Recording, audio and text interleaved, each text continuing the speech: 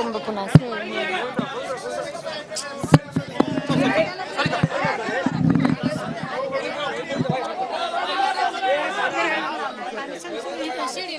काय मागणीचं बोलणं झालं कोणाशी?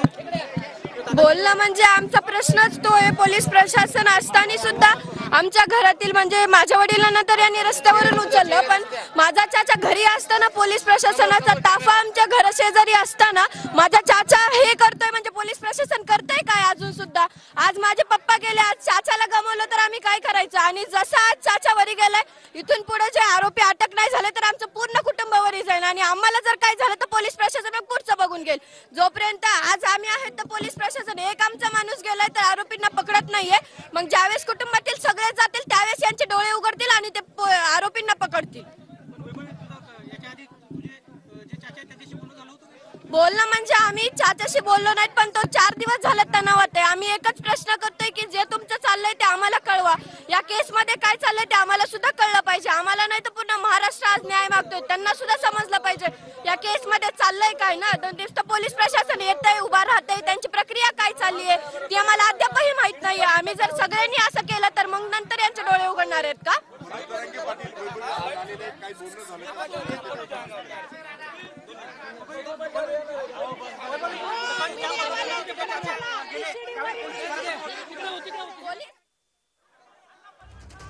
तर धनंजय देशमुख यांना आता खाली उतरवण्याचा प्रयत्न केला जात आहे. पहिल्या शिडीवरून टाकीवरून ते खाली उतरले तर आणखी एक शिडी लावून त्यांना खाली उतरवण्याचा प्रयत्न या ठिकाणी केला जातोय. जरांगे आणि पोलिसांनी एसपींनी त्यांच्याशी संवाद साधला आणि त्यानंतर धनंजय देशमुख तिथून खाली उतरण्यासाठी तयार झालेत.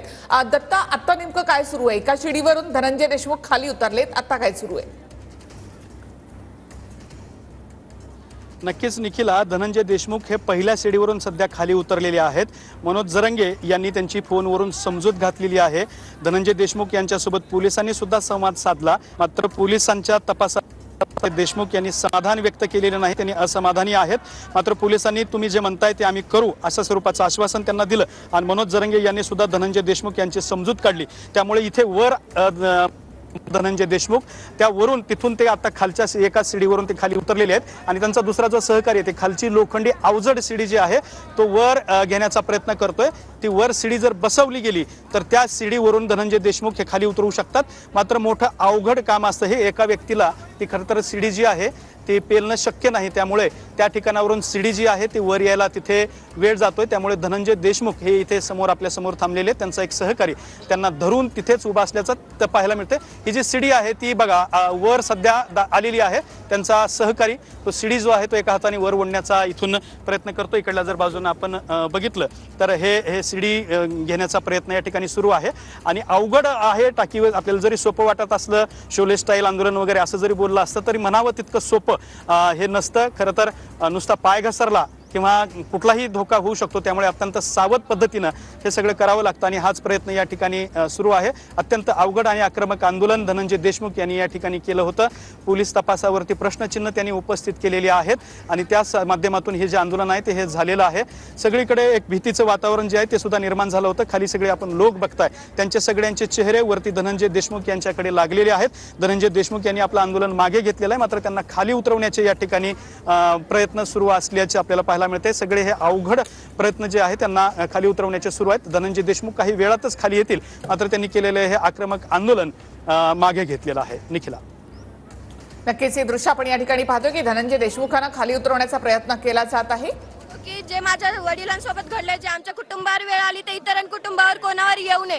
कारण की जर आज एक कुटुंब आमच्या आज कुटुंबातील एक सदस्य गेलाय, बाकीच्यांनी न्याय मिळावा म्हणून असं करायचं तर प्रत्येक त्यांनी दुसऱ्यांना मारलं तर दुसऱ्याच्या कुटुंबाने तेच करायचं. लोकसंख्या कमी होणार नाही तर काय होणार? हे महाराष्ट्र आपल्याला पुढे न्यायचं, मागे नाही आणायचं. नाही, ते डायरेक्ट इथं चालते, ते घरी नाहीत आले आणखी.